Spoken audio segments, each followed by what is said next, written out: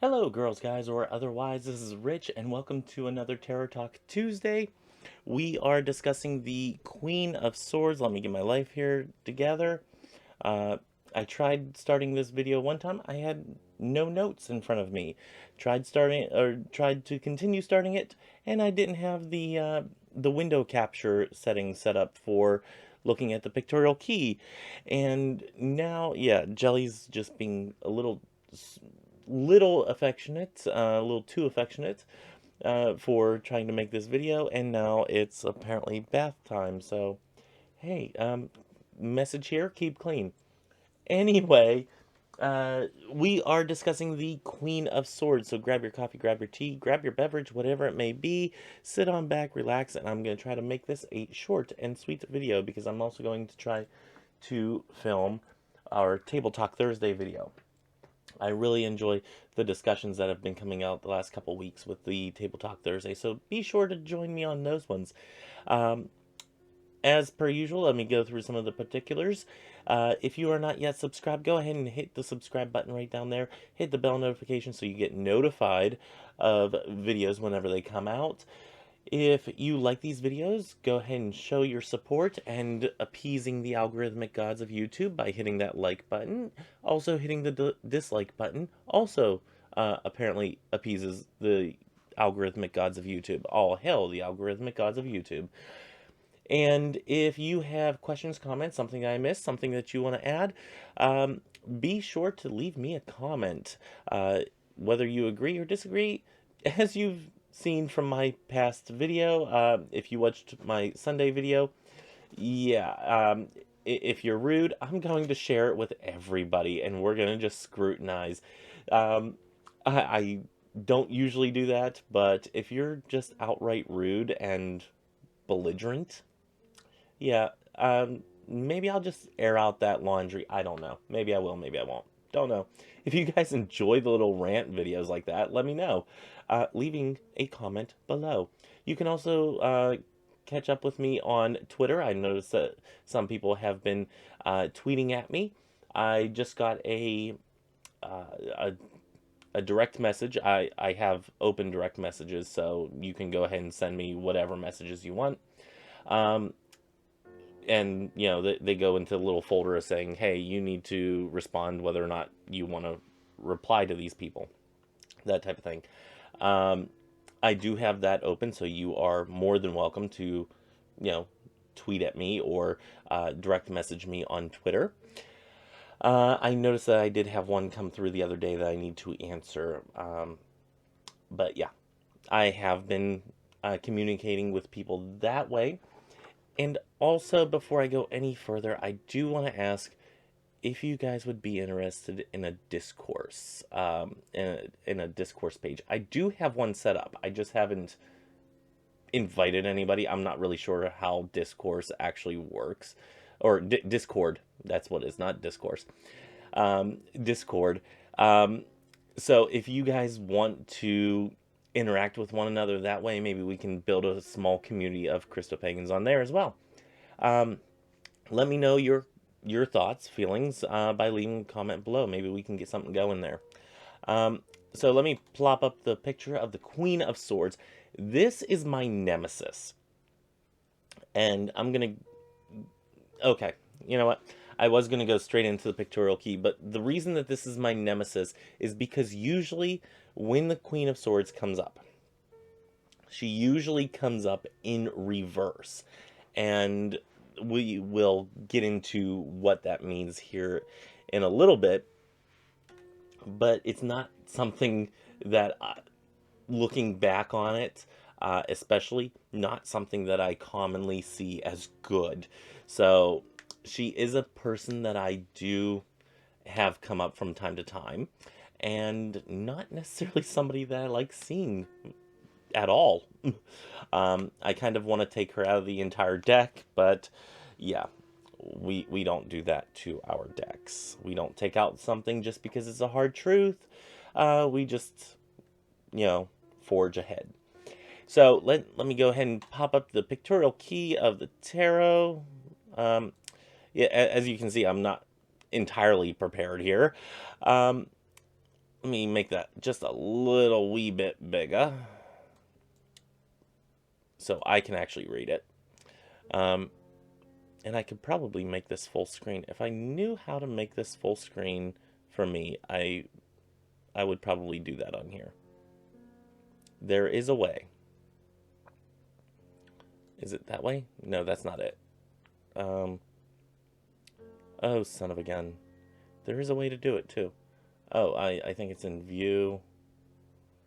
See, this is way too long. Anyway, full screen interface. Nope, that didn't do anything really. Okay, anyway, let's go ahead and get on into it. This is from the Pictorial Key by A.E. Waite. It says, her right hand raises the weapon vertically, and the hilt rests on an arm of her royal chair. The left hand is extended, the right the left hand is extended, the arm raised. Her countenance is severe but chastened. This print is actually pretty small on here. It suggests familiarity with sorrow. It does not represent mercy, and her sword, notwithstanding, she is scarcely a symbol of power. Divinatory meaning. See, let me stop there. Because as much as I disagree with A.E. Waite, I am definitely disagreeing with this one. At least this last sentence. It does not represent mercy, and her sword, notwithstanding, she is scarcely a symbol of power. I don't agree with that. I think she wields a lot of power. So I am disagreeing with him already, even on his look at the card as a whole. Moving on, divinatory meanings. Widowhood, definitely disagree with that. Female sadness and embarrassment, definitely disagree with that. Absence, sterility, it's a tongue twister of a word. Mourning, privatation, and separation. Definitely disagreeing with all of that. Reversed, malice, bigotry, artifice, prudery, bale, and deceit. I kind of agree a little bit with the reverse meanings, and we'll get into that, but she is a secluded individual. I wouldn't say it's out of sadness or embarrassment. Maybe absence would be or the being private or separated. Those would be accurate in my views. However, a lot of this other stuff, the widowhood, female sadness, embarrassment, definitely not. So let's get on into this here. Let me pull up our first slide here. Slide. Okay, first things first, let's look at the sword. And looking for my notes here on the sword, the right hand with an upright sword to find the truth in all matters. Again, the swords are about thoughts and creativity, and really kind of having that logical outlook. The queen to me is a very independent. She's unbiased with her judgment. She has clear boundaries, and she is very direct whenever she communicates. Being an individual within the sword's suit, she is intelligent. She is logical. She has a good speaking voice, a good presentation to her voice. She can be kind of charismatic. But she also likes her private time. Even though she has a hand out, she also has that sword there. And we'll get to the hand out here in a minute. But the one thing that I want to focus on is something that we've been looking at with the swords, and I think this one kind of also debunks The light of the sword, the shading of the sword is away from the queen, but it is towards the future position. She is always looking to the future in this deck. Again, the reason I'm going through the Rider-Waite-Smith deck, this one here, is because this is the one most people are more likely to have. It is the most recognizable deck, and it's really spurred this entire this system of tarot that we have today with individuals in the deck itself. Pamela Coleman Smith is a fantastic individual, and I really want to get the book on her and sit down and read that, because I think she seems to have a fascinating life. But anyway, getting back to the sword here, the queen is looking towards the future. She knows what she wants. She's determined. She is ready to get it, or have one of her subjects go get it. And the light of the future is shining upon her, the light of the sword here. So maybe that helps, maybe that doesn't. I think this theory is completely debunked with regards to the shading on the sword, but I think it was a fun thing to look at.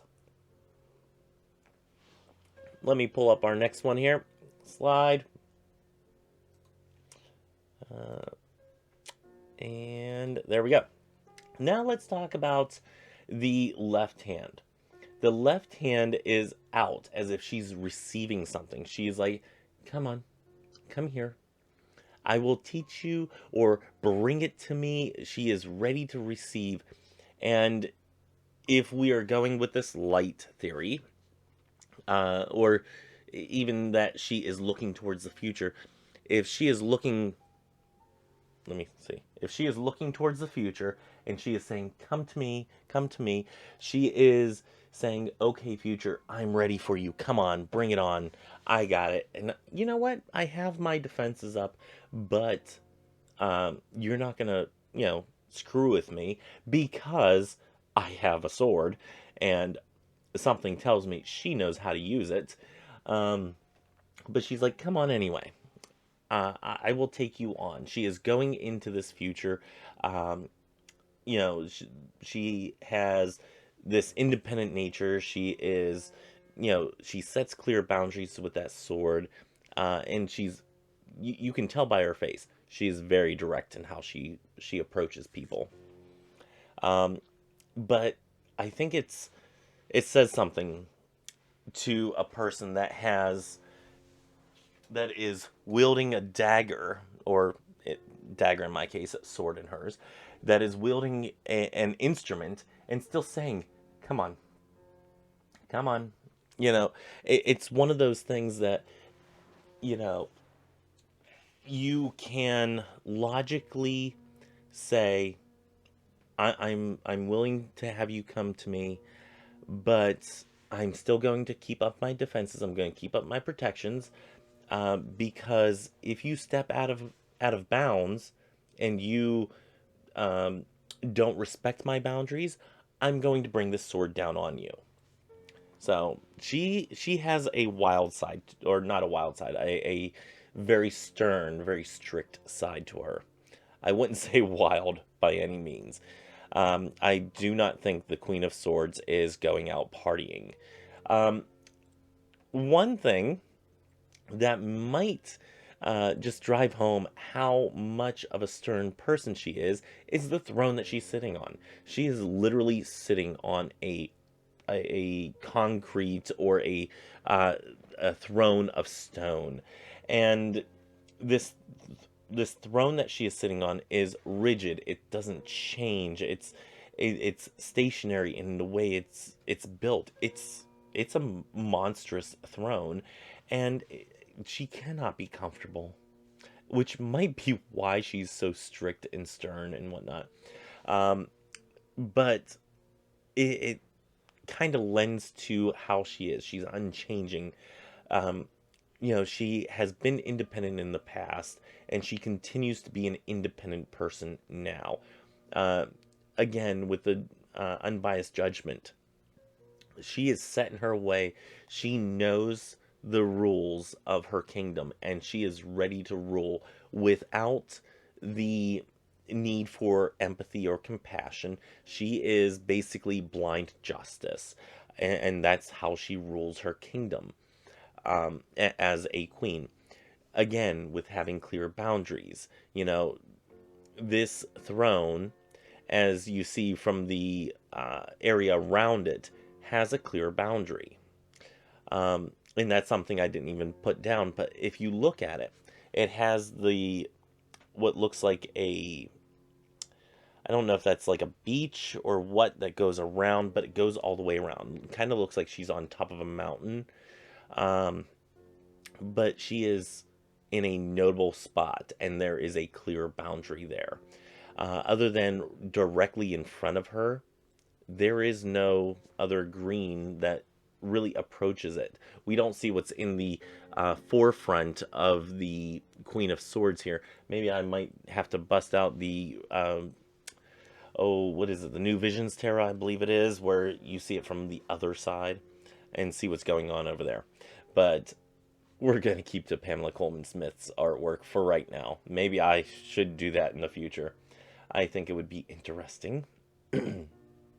But, again, this throne is solid. It is unchanging. It doesn't care about your feelings. It only cares about the logical outcome. However, even though she is a queen, and even though she is very unchanging in the way she is, she still has a softer side. Hence, the cherub here. This cherub represents her softer side. She does allow people to approach her. She's not going to take down her defenses, but she's going to allow people to go ahead and come near her. She's willing to be a little bit, I don't want to say soft, but she's willing to empathize just a little bit, as long as if it doesn't break the rules. So, kind of contradictory there. And as much as the throne is unchanging, she does have this butterfly on there that denotes transformation. So maybe this is a change in the thoughts or the logic. Maybe new things have come to pass. Maybe that designates that there is an evolution to the way that we think and the laws that we have, and that sometimes those laws do need to change. And that's really at the basis of her throne. So maybe that's saying, okay, the laws might change from time to time. And the reason that they change is because they need to change. So ruling your kingdom with logic and reason, but also knowing that the laws of yesterday don't necessarily still apply today, is something to keep in mind. So we really get a sense here as to who the queen is in her entirety here. We get a lot of aspects of who she is and how she rules. And I do have another note here, but I did not circle it. And I don't even really see it. And yeah, I don't, I think it's actually, and I can't, yeah. If you look above the cherub, I believe that's where it's at. Let's look right above the cherub here. Oh, and that blocks it. But if you look right above the cherub's head there, it looks like there's a little rose. I don't see any other rose. I saw it mentioned in one of the resources that I pulled, but they didn't picture where the rose was. And I think that's where the rose is. If you see it somewhere else, let me know. But the rose is to signify her purity, pure thoughts, pure minds. And I would go as far as to say the white robes would signify that to me, that she wears under her cape there, her cloak.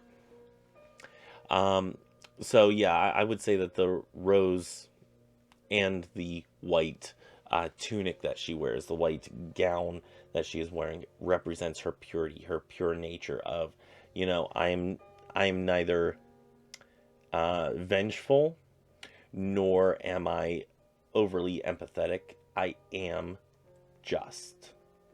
That's it. I exact justice, and in the way that I act, my words are well chosen.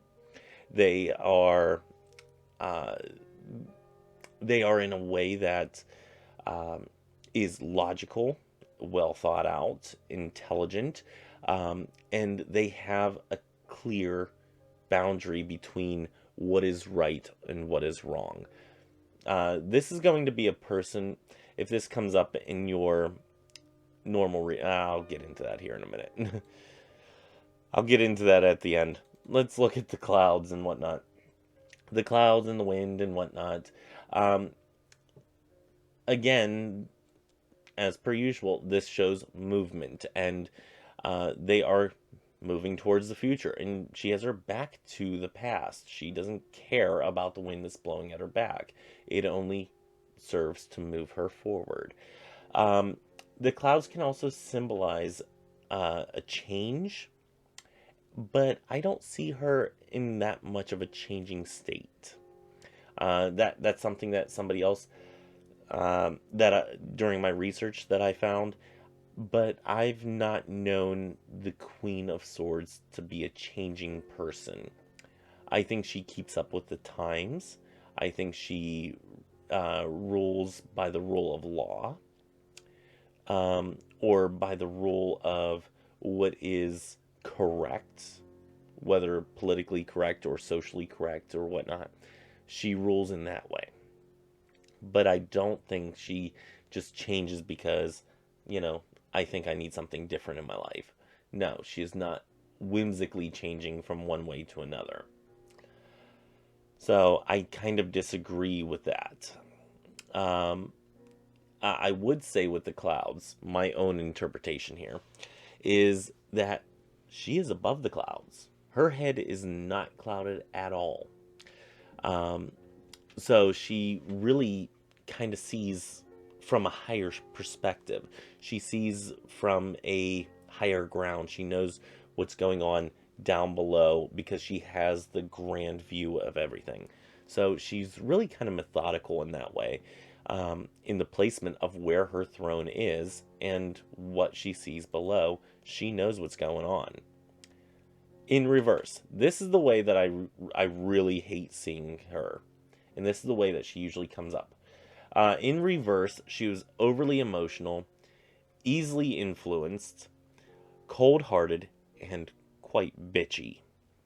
Um, I have had this come up whenever, and it even gives me a little chills and whatnot, recounting those. It's kind of a trauma session for me. Um, I had an individual that I worked with that was a total Queen of Swords in reverse. Not so much that she was overly influenced, but when she got mad, she got mad. She had no regard for, you know, anything that you did, like anything else that you might have had going on. She was sharp-tongued. She was very rude to me and others, and she was quite bitchy. Um, yeah, so that's how she usually comes up to me, or for me in a reading, um, at least with my own readings. And this is letting me know, hey, there's somebody that's going to be a real pill in your life.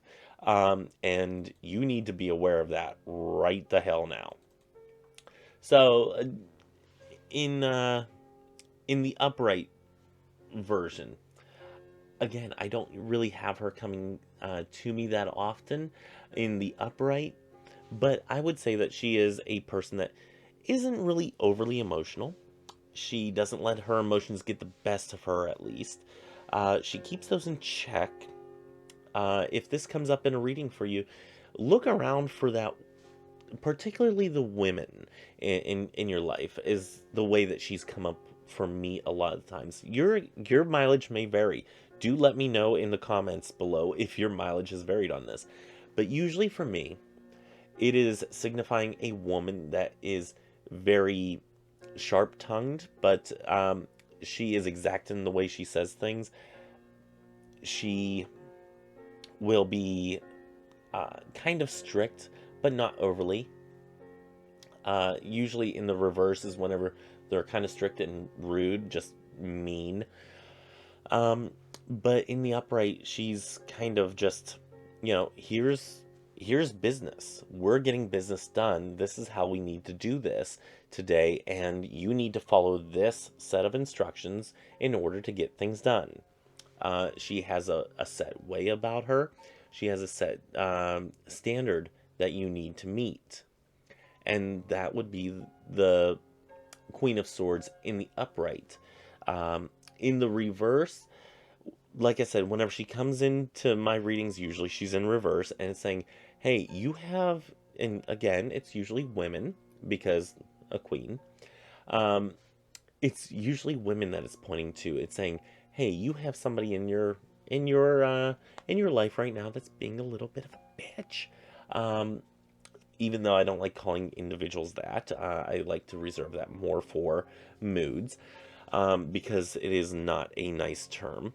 And but usually that's what it's symbolizing to me, is that there is somebody in your life, if it is in reverse, that is a woman that's just being kind of mean, and she doesn't care about your feelings. She just really kind of lashes out at you for no apparent reason, and she thinks she's always justified. So that would be, for me, the Queen of Swords in reverse. Again, upright is, she has a set standard. You meet that set standard. Usually with the Queen of Swords, at least my interactions with her, usually signifies a person in my life. Not usually me, myself. I usually use the Magician as a signifier for myself.